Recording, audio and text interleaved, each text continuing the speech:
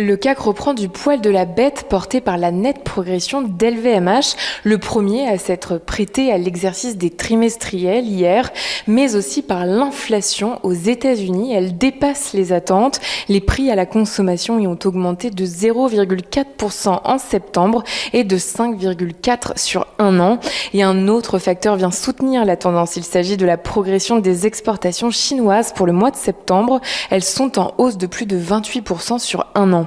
L'ultime rendez-vous de la journée sera celui à 20h des minutes du comité de politique monétaire des 21 et 22 septembre.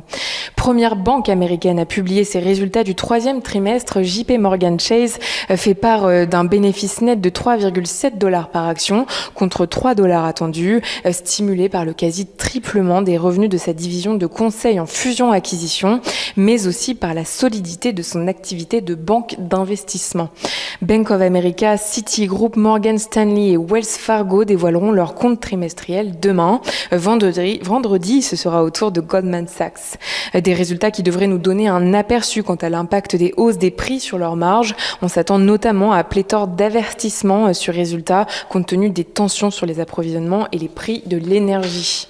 Côté valeur, le leader mondial du luxe LVMH qui publiait hier fait état d'une hausse de 20% en données organiques de ses ventes au troisième trimestre et ce malgré le ralentissement de la croissance de son chiffre d'affaires en Asie et aux États-Unis.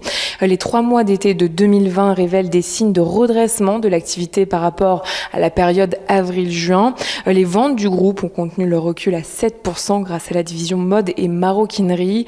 Elles étaient déjà en rebond de 12% au troisième trimestre 2020 grâce à la Chine.